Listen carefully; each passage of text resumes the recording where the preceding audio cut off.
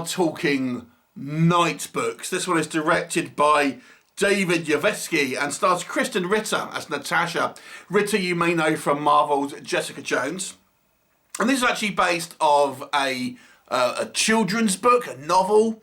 And it's a horror movie made for children's. Now, clearly, I am not a child. Far from it. Not for many, many years, sadly. So we have to kind of bear this in mind. We are looking at a children's, or at least a family film, which is kind of a entry-level horror film for that kind of age group, so to speak. So we kind of got to bear that in mind when we're kind of reviewing such a thing and think of the kind of target audience here. So it focuses on the character of Alex, who is a horror-obsessed young boy. And, his parents are worried about him because he's kind of too obsessed with horror movies and things like this. He storms off in a huff and is lured into an apartment that he sees a kind of a horror movie playing in. And it happens to be an apartment of a witch, Natasha, played by Krysten Ritter. And she is essentially luring kids into the apartment, which magically kind of teleports to different locations, a bit like the kind of the fortress in Kroll. And she kind of essentially wants to, eat the children, so to speak, unless they can do something that would please her. And it happens that Natasha loves a good, scary story. And Alex, being a horror movie buff, knows lots of kind of good stories and has written a bunch of stories and agrees to tell her a story each night in return for not killing him. There's also the young girl Yazmin, who is also in a kind of a similar situation, but has been there for a number of years, trapped in this apartment which magically moves around. They're unable to escape for a number of years. But the two decide they're going to try to escape, trying to overcome Natasha, and this may well have connections to the classic story, Hansel and Gretel.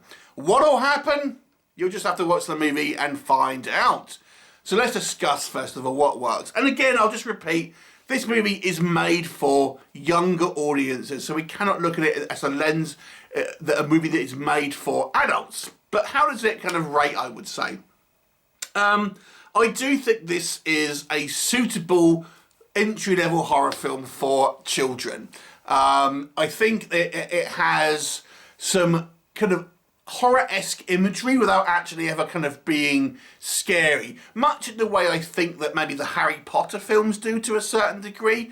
Fantastical creatures, horror elements, but obviously very kind of watered down and kind of not though it's going to kind of, affect kids in a kind of a negative manner. And in that respect, I do feel the movie does succeed in many ways. I have to say as well, I was quite impressed with the production design here and the level of kind of artistic effects that we have on display.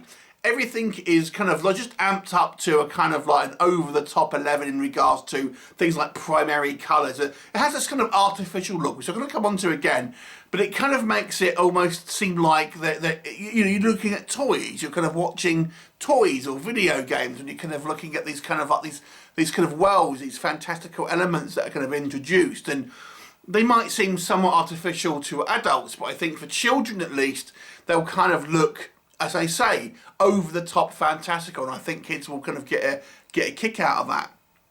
And I have to say, the movie's focus is on the children as the main characters and have the most amount of screen time.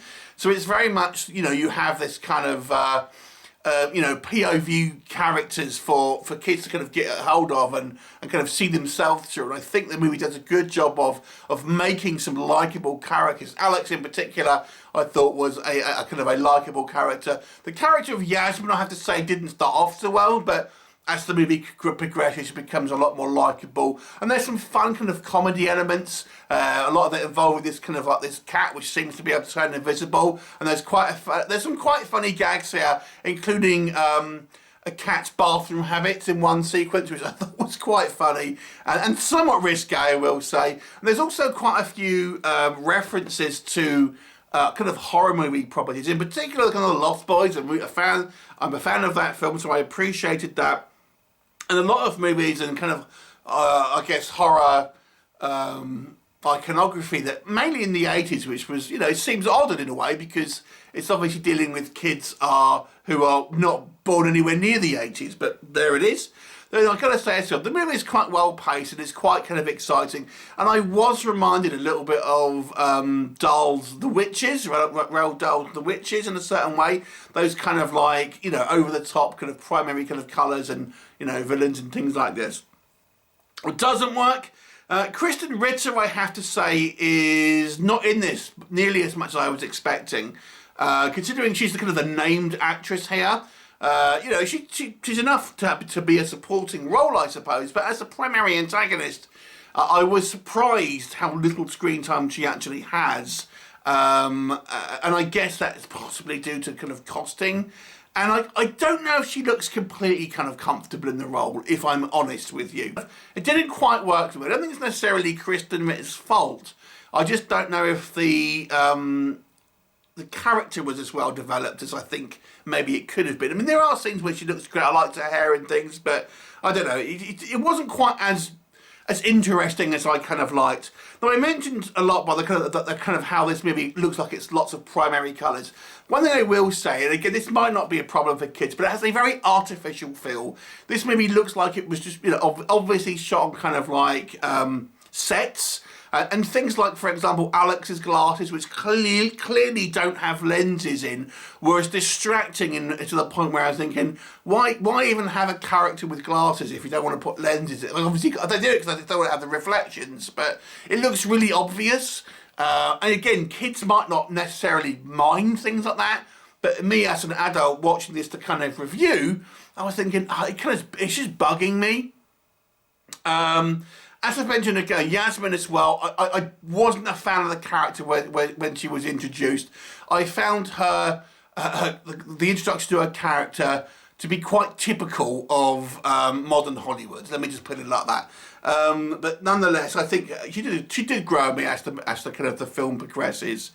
So overall, what do we think of the film? I think it's a fine movie for kids. I don't think necessarily it's a classic film. There's lots of kind of fun imagery here, and I did like the inclusion of the kind of the stories that Alex tells the kind of the witch, and they were done quite well, which gives it almost an anthology feel, but they're not quite fully formed stories. They're kind of narrated through. But they were done in quite an artistic style. So there is some kind of artistic merit to be had in this movie.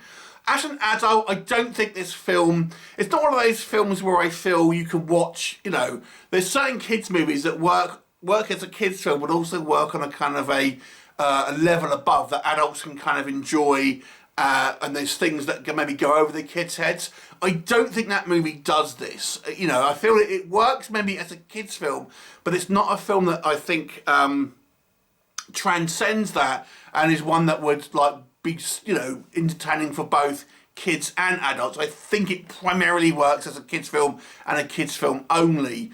But I do think for that audience, they may well enjoy it over kind of Halloween. But it does skew quite young, as I say. And I don't know if the 80s kind of like references seemed a bit odd for me, considering it does kind of skew so young. Overall, I'll give it a 6 out of 10. But 6 out of 10 for that audience. I don't know if older audiences will really get all that much for it, but for a kids movie, I do think it's probably, you know, an above average kind of property if you're kind of wanting them to kind of get a low level horror film without kind of being genuinely kind of scared or disturbed by anything, because it does kind of, it borders on, like, as I say, Harry Potter, Goosebumps, that kind of thing. Anyway, so 6 out of 10 for me. Have you seen it? What did you think of it? Leave me a comment and I'll look forward to you next time. Bye for now.